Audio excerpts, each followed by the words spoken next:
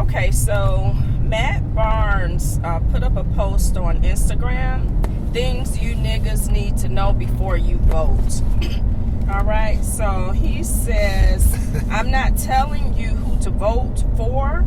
Your voice, your vote. The ignorance in the black and brown community is unfortunately at an all-time high. So first of all, I want to comment on that first sentence. All right. I don't think he has been doing his research, because had he been doing his research, he would know that there is a segment of the black community right now Right. that we're just looking out for self. We're no more including other groups. Right. Because other groups, they don't have the same plight that we have. They don't have the same history. They don't have the same lineage. Brown people, they don't have the same lineage that we have. Right. You know, first of all, they came here willingly. Right. We did not come here, many of us did not come here willingly. I know with my family, I know on both sides, you know, I could trace my lineage back to American chattel slavery. So black and brown, like, we're not doing that anymore. Yeah. No, I agree. I think just take a step back. I think a lot of times, you know, folks are just getting information from the old news media outlets and the same old people. The day of Jesse Jacksons and all those days. Those days are gone now. I mean, there's new media. The world's a much bigger place. Information is much bigger, and you got to take the respect of all the different outlets that are out there now, not just NBC, ABC, and all those standard cable news networks. Right. So. All right, so he goes on to say, all the wasted time most spent playing on their phones instead of actually doing just a little research to see what is a lie and isn't a lie. We live in a society of headline readers. So I'll stop right there.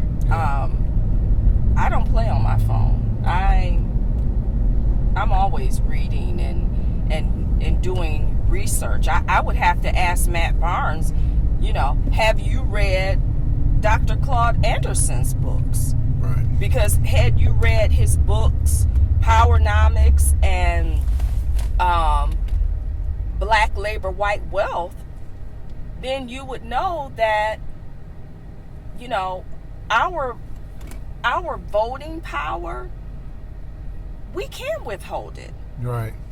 Malcolm X tried to teach us that back in the 60s with his speech, the ballot or the bullet, right, that he gave, that lecture that he gave in Detroit, I believe in 1964. He said that Democrats are sly foxes and Republicans are wolves.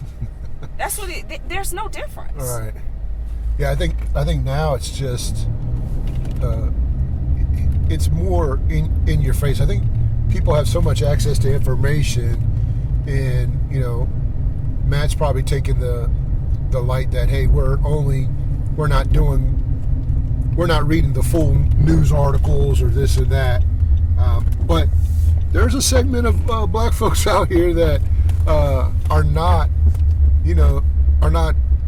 with like the Democrats anymore. It's just is. I mean, if you're 50 years old, Gen Xer, what have the Democrats really done for you? Now, mind you, specifically for black folks, I mean, I can rattle off that there's now an Asian hate crime, and I don't know how long black people been getting hurt. I mean, they have one major incident at a nail salon. Right, and that was here in Atlanta, and so it's like, it's like, and they get an anti-Asian hate crime bill. Right. So, and not only that, you know, it's just a lot of times that we beat up on our own selves so hard sometimes when we haven't got anything. And this day and age now, like you said earlier, of us being, we're going to, do this for gays, we're going to do this for Hispanics, Latinos. Everybody is not coming to our aid at all. Like, not at all. They're not coming to our aid at all. And if they have, it hasn't been without outreached hands for, hey, I need this extra for my people, and we're the ones that basically had set everything up for them to come here. We sure did. So it's kind of, I think that the way the Democrat Party used to come at black people, it's not working anymore. And not to say that Trump or the Republicans are doing any better, but at least they've tried to put out a plan. Whether it's good or bad or ugly, that's what it is. They've got a plan out. The Democrats, and specifically Kamala, she just said, she wasn't going to do nothing for black folks. She said she wasn't going Straight to up. do anything specifically for black people. So but yet you're coming and you're specifically asking for my vote. Yeah, I mean. So don't come and specifically ask for my vote when you're not going to do anything specifically for me. You're doing things specifically for Asian people. You're doing things specifically for illegal immigrants. Yeah. Okay? Yeah. All of this money, all of this funding of these wars. Yeah, I mean. Like, what? Yeah, like, you gotta wonder, like, when it comes to,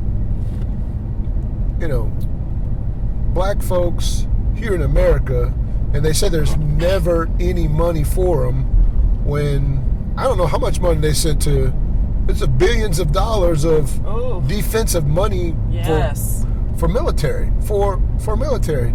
And then to come to find out how much aid that we're sending to Israel on a consistent basis, our taxpayers. So folks over there are getting free aid and free health care. Right. And we're not even getting that here in America. But how about the illegal immigrants here that are getting EBT cards and monies to be put up in housing and health insurance? What about that? That's right here. Yeah, it's a shame that when we ask for something, it's always, you guys just want a handout. Yes. Pull yourself up by your bootstraps. But we specifically had laws for centuries, from Jim Crow laws to all that kind of stuff, to, my parents not having access to the GI Bill, grandparents coming home from World War I, World War II, not getting any home loans. Yes. But you still want us to, we got an equal shot to, make the American dream. That's a bunch of hogwash, man. It really is. And for, Harris, she keeps running on, this abortion and the LGBTQ, okay, so the abortion thing, she may get some white female supporters based on that. Right. They didn't vote for Hillary, so it's just going to be interesting to see if they vote for this so-called black woman. Yeah, and I said so-called because Matt, he also said in here, I think he mentioned, that's the next, this is a good segue into his next statement. He said also, something that's popped up recently are these new self-proclaimed gatekeepers who talked to God and got clearance to decide who is and isn't black. And then he has a clown face and he calls out Dr. Umar Johnson.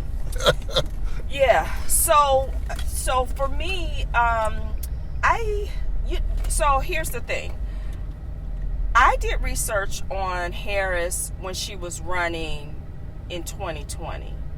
And I specifically remember she did a CNN town hall meeting with Jake Tapper. And they had an uncomfortable exchange because Vice President Harris, she kept referring to herself as a person of color. So all of these black people who are saying she's never referred to herself as anything but a black woman. She's always like, no, she was on that stage with Jake Tapper, and she kept referring to herself as a person of color. And as the conversation continued, Jake would say, yes, you would be the first black female president. And then she would respond back to him and say, the person of color. And he would just come right back. And she finally acquiesced to him and said black or African American. Mm-hmm. So she was trying to play that game. She was trying to straddle the fence, hey, I'm a person of color. Well, if you're a person of color, why are you coming to me as a black woman? I am a black woman. So you can't do anything for me. Yeah, I think you're right. You can't be something one year then be something the next year. Facts. So if you're going to be black, you say you're going to be black, but again, it like us trying to interchange change the like if I'm using myself as a person of color, I'm black. I mean, it's like that's the new use of minority, I guess, in some capacity, with exclusion of white women and potentially gays and the LGBT community. Well, the thing is, I believe that's where the phrase tragic mulatto, I'm not trying to be offensive or anything. I believe that's why that has come about, because for them it's probably like, well, where do I fit in? Right. You know what I'm saying? Sure. So I could totally understand, wanting to acknowledge both of your parents. Right. Yeah. That's fine. Yeah. Do that. Right. Make up your mind and do that. But you're not going to come to me as a black woman. Right. And now you're black. Now you're going to say you're black. You're not bringing up your white parent, your Indian parent, or your Asian parent, whatever. Now you're black, and now you're supposed to speak on my behalf. Yeah. No. Yeah. No. Now, and there are biracial people that, that they will say, hey, I'm a black man that happens to have a white mother. Right. Do you know what I'm saying? Right. Yeah, I think, the mindset, though, I feel like it doesn't matter to me anymore, because it's like, even if she said I came out and was a black woman, the days where I voted for Obama just because he was a black guy is no more. Like, no so more. I'm not rocking with folks just because, they share the same color in the background I do. Right. It just can't happen anymore, because what we found is that when we've given people access to us, and I'm saying black folk in our community, yes, they do not do anything. They do not do anything. Like, if you're going to tell me that you've given us access to capital and additional homeowners and credits and things like that, no, that's not, no.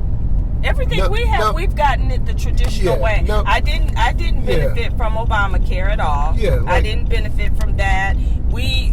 Business, we have a brick and mortar business. We have 2 locations. We employ people. Yeah. We have not received any business loans and none of that. We did all of this from our own grit and sweat. And the thing is that that's what they'll dangle out in front of us, which they've dangled out in front of us for 30 years and said, hey, here's additional money for historically black colleges. Here's the money for, opportunity zones and this, that, and the other. But they don't tell you is that, you still have to go to a bank that's not in your community and basically ask for the money, and they don't give it to you. Exactly. Because you don't have a perfect credit score, or your business hadn't been in business but for 6 months. Exactly. So, yeah, there's no way that money is going to get into your hands. And it's the Democrats keep coming to us with the same thing about how they're going to help our community, and they don't.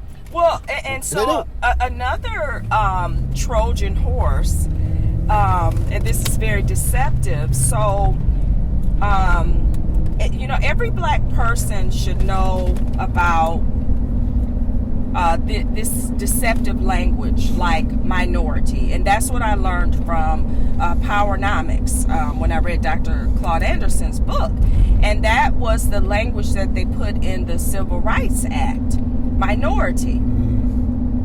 And so once that passed, well, white women, anybody that's not a white male is a minority. White women, Asian people, people with disabilities, you know what I'm saying? And so now, Vice President Harris, so now she's using terms like underserved communities.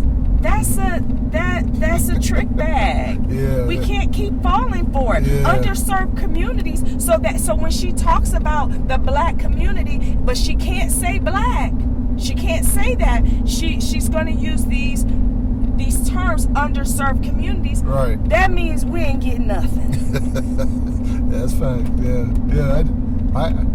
I wasn't hip to that, but now that you said that, it does make a lot of sense, though. Oh yes. I mean, it's but see, they've been doing that for since the civil 60s. rights. Since the 60s. So it's like yeah. they wave that little shiny thing over here, and then give us the old 1-2, and we're at the bottom. And we follow, and we continue to fall for it. And it's so disappointing that we have, this segment in our community that's supposed to be so educated. Yeah, we got papers and degrees on our walls, but it's like, well, what? But we keep falling for this same trick. Yeah, but I think it's we benefit psychologically somewhere, and that's what I think it generally comes down to, is that somehow the optics. Yeah, I don't care about that anymore. The optics of being a good neighbor or a good citizen works, but for only a select few. It doesn't work for us. It doesn't work for us. It doesn't work for us. And what we found is that if you say, well, what about this? What about you keep saying that every 4 years. You'll keep saying that.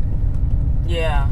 You'll keep saying, one day they're going to do something for us. I know they're going to. I know they're going to do something for us. And the thing is, they need to promise it beforehand. Oh, well, beforehand. They got to make something happen. They got to put something tangible into your pockets before they ask you to go to the polls and can you blah blah blah for me? No, right. I'm not voting for you because you didn't give me anything the 4 years that you were there. And don't tell me that they fought for abortion rights and this, that, and the other. Well, I mean, I don't know. I'm not sure if I'm in agreement with that altogether, but exactly. It's like, look, that doesn't have anything to apply to me. So it doesn't apply to me. How, get something that works. But yeah. They're not really interested in it. They want one thing. That's your vote. They want something for nothing. They want something for nothing. And for me, and they want you to be quiet. They don't want you to I have self-esteem about myself. Yeah. So when I give you something, I expect an exchange. There you go. I expect an exchange. Yeah. I don't know what kind of low self-esteem you think I have that I'm going to give you something and then I'm going to sit back and watch everybody else live a gravy life, right. And we're still getting killed in the street, and police officers,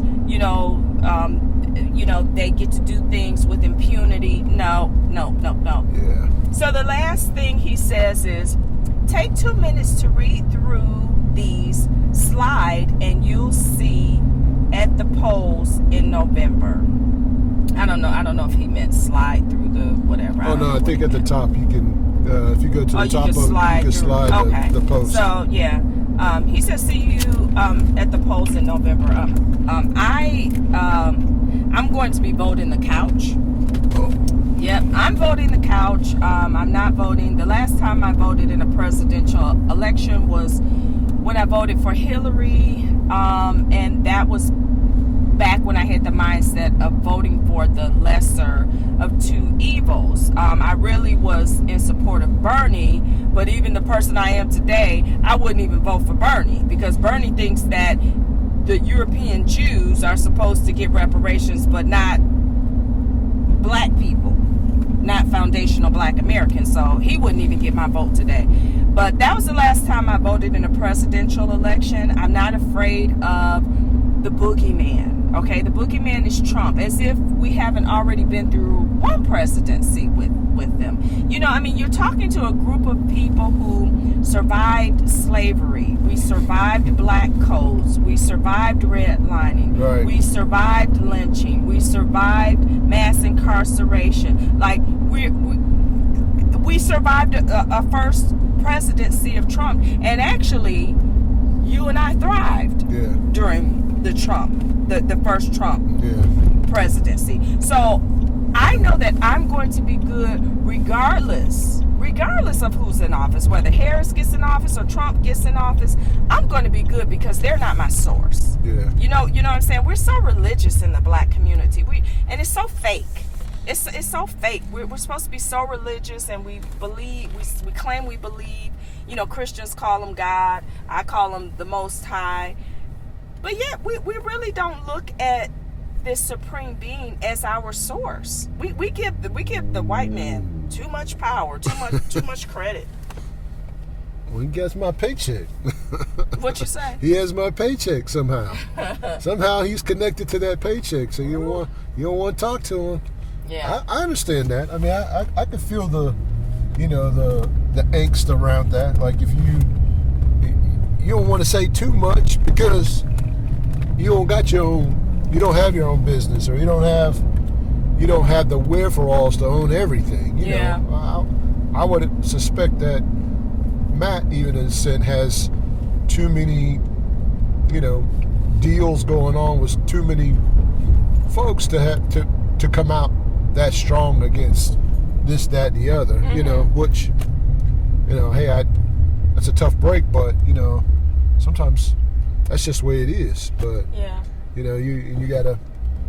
gotta pick a side, and but at the same time you can't act like all black and brown people are dumb. That's just not cool. Like, that's an insult to us. Insult because the results that we're getting, that it doesn't reflect a dumb, ignorant person. My business, all of that doesn't reflect that. So it's unfortunate. I mean, I think there's going to be more and more posts like that in a sense, because I know.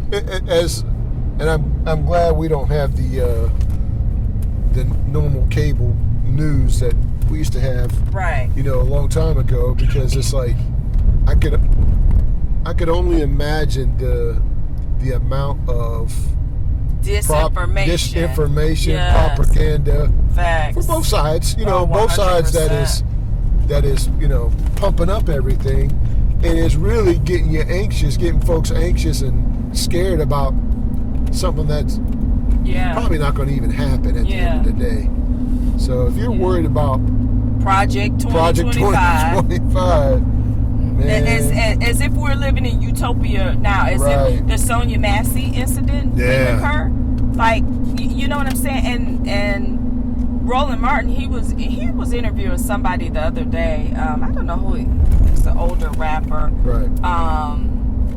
And he said something. The older rapper said, okay, if he gets in office and something go down, don't come knocking on my door. Well, hell, I feel the same way. If Harris gets in office and another Sonia Massey incident happened, don't come knocking on my door, because she said she wasn't going to do anything for us. Yeah, I mean, at the minimum, they could put together a hate crime, anti-black hate crime against at least police. You know what I'm saying? Let me tell you. Goodness gracious. You know what? If they say, "Hey, we're gonna talk about reparations the next presidential cycle, but this presidential cycle, we're going to create an anti-black hate crime bill.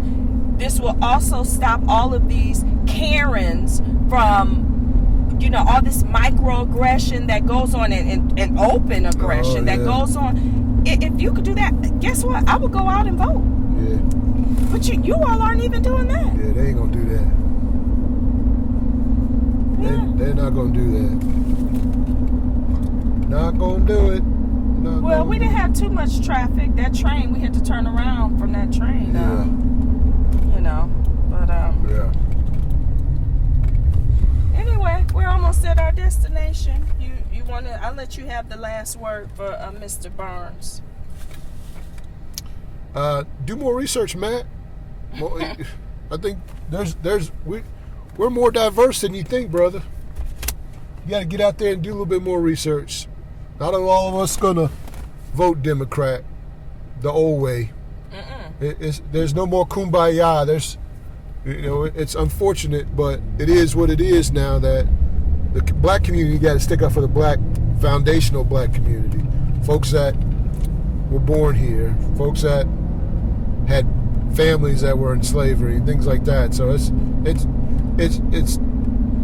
too prevalent now that America, the United States, is already set up for folks for reparations. They've been giving the Native Americans, they give the Asians, they give the Jews, Japanese Americans, intern camps. America's already set up to provide some type of payment. Even smokers. Smokers. Yeah. I learned that in Powernomics. Yeah. People cigarette. They got cancer. But the United States is it's a great country, but at the same time,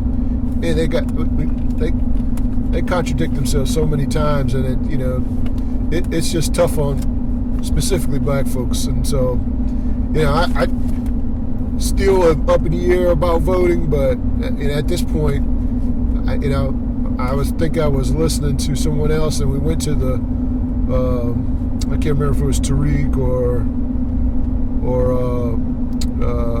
Jason Black, and they said check out the Kamala's website on her policies. That's Phil Scott. Phil Scott, yeah, and so no policies as of August, whatever today is, the 10th, I think. Today's the 12th. 12th, okay. So no policies up yet, but she's been nominated. How long has she been the president candidate? For at least 3-4 weeks now. Well, that just shows you're going to get more of what's already been taking place the past, Yeah, I think I'm good. I'm good right now. Too. Well, good luck to y'all.